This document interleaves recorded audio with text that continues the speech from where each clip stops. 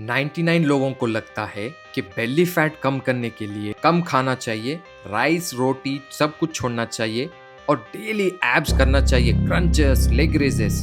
इन सब के बाद भी बेली फैट कम क्यों नहीं हो पाता? बेली फैट कम होना और एब्स को अचीव करना is a slow process, but अगर आप उसको स्मार्टली तरीके से करना चाहेंगे तो 3 to 6 months is just enough to get abs and lose belly fat. ये वीडियो खत्म होने से पहले ऐसे सीक्रेट्स बता दूंगा, बेली फैट कम ही नहीं बल्कि एब्स वाली बॉडी बनाने का रास्ता मिल जाएगा।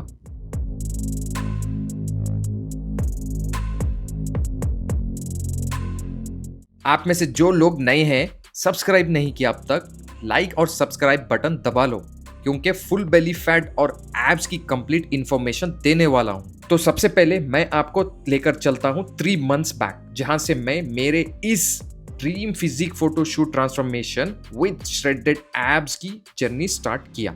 You won't believe this was the condition of my post shoulder injury rehab. Peak week का full video already last video सब कुछ एक्सप्लेन किया इस ट्रांसफॉर्मेशन का। एक कंप्लीट प्लेलिस्ट आप लोगों के लिए क्रिएट किया, full series and episodes watch कर लेना फॉर कंप्लीट इन्फो उसमें दे चुका हूं।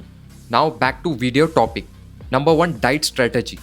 शूट से 2 हफ्ते पहले कुछ फूड आइटम्स को रिड्यूस या मेंटेन करता गया।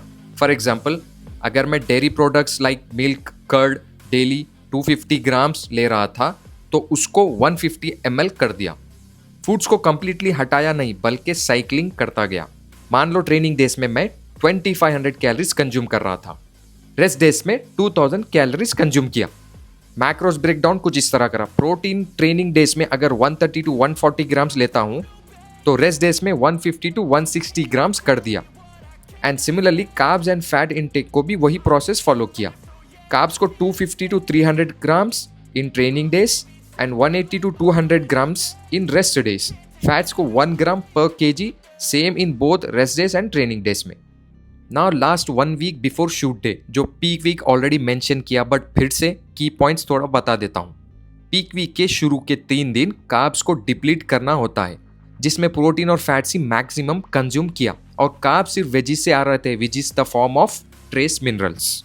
देन 3 दिन कार्ब्स लोड किया, जो बॉडी से ग्लाइकोजन खाली हो जाएगा उसको रिफिल किया स्ट्रेट इनटू मसल्स, जिससे बॉडी में फैट नहीं, जो कुछ भी मैं कार्ब इनटेक कर रहा था वो कंप्लीटली मसल बेलीज में जा रहे थे, जिसकी वजह से एक श्रेडेड लुक देखने को मिला। इस पीक वीक में एब्स ट्रेन कर रहा था 3 से 4 दिन ऑन एम्प्टी स्टमक। इसमें कोई वेट ऐड नहीं करना है, सिर्फ बॉडी वेट से जितना हो सके मैक्सिमम रेपिटेशन करना होता है, जो मैं कुछ इस तरह 15 to 20 रेप्स ईच एक्सरसाइज में परफॉर्म करा। और कार्डियो को मैं डिप्लीशन डेज में इस तरह किया, 30 to 35 minutes on day 1, 40 to 45 minutes on day 2 and 50 minutes on day 3। Carb loading में कार्डियो को कंप्लीटली अवॉइड किया except light walk 10 to 15 minutes. क्यों? क्योंकि कार्ब लोडिंग में जितना हो सके मसल्स को फुल रखना होता है, जो कार्ब्स कंज्यूम होते हैं डायरेक्ट मसल में रहे और मसल फुल दिखे। I was literally shocked. 3 straight carb depletion day के बाद first day of carb loading के पहले दिन ही बॉडी फुलर एंड शार्पर दिख रही थी, और जैसे जैसे कार्ब लोड कर रहा था बॉडी वेल डिफाइंड और एस्थेटिक होने लगी। ऑन शूट डे प्रोटीन लो करके वाटर कम रखा, जिससे एक ड्राई एंड हार्ड लुक देखने को मिला। Now training speed was the game changer for my transformation and aesthetic look, जो लास्ट वीक में एकदम हार्डनेस बॉडी को अचीव हो पाया। तो ट्रेनिंग स्प्लिट मैं कुछ इस तरह फॉलो किया लास्ट के ट्रांसफॉर्मेशन शूट वाले वीक पर। तो मॉर्निंग को मैं कार्डियो एब्स कर रहा था और इवनिंग को वेट ट्रेनिंग। वेट ट्रेनिंग में मैं 6 डेज फॉलो किया, जो मेरा स्प्लिट था Monday, Tuesday, Wednesday, 3 straight days में push pull legs. 5 to 6 exercise choose करते हुए 15 to 20 repetition in each exercise, no rest between exercises. जब 5 से 6 एक्सरसाइज खत्म होने के बाद मैं 1 मिनट का रेस्ट ले रहा था। वैसे ही सिमिलरली पुल डे पर भी वही routine, and leg day which was the most crucial thing, जो कि डिप्लीशन डे का हार्डेस्ट डे होता है। ऑन डे 3 मैं 5 to 6 एक्सरसाइजेस किया लेग डे पे बैक टू बैक। तो दिस शोज दैट कि आपका माइंड आपके बॉडी से 10 टाइम्स पावरफुल होता है। Just you need to believe that. Now बाकी के जो 3 डेज थे मैं अपर बॉडी को प्रायोरिटी देता गया, मतलब कि लेग्स को सिर्फ एक ही बार किया फिर थर्सडे फ्राइडे सैटरडे को मैं पंपिंग एक्सरसाइजेस कर रहा था अपर बॉडी में। जब मैं कार्ब लोड करना स्टार्ट किया after 3 days of carb depletion, उसमें भी सेम सर्किट ट्रेनिंग कर रहा था बट थोड़ा इंटेंसिटी इंक्रीज कर दिया 10 to 20% विच इज 50 to 70%। तो द स्ट्रैटेजी वॉज जितना हो सके मैक्सिमाइज करना है ग्लाइकोजन को इन मसल्स। तो जब मैं लास्ट के 3 डेज 50 to 70% इंटेंसिटी से ट्रेन करता रहा। कार्ब लोडिंग में एवरी अदर मील एवरी डे बॉडी का लुक डिफरेंट होने लगा।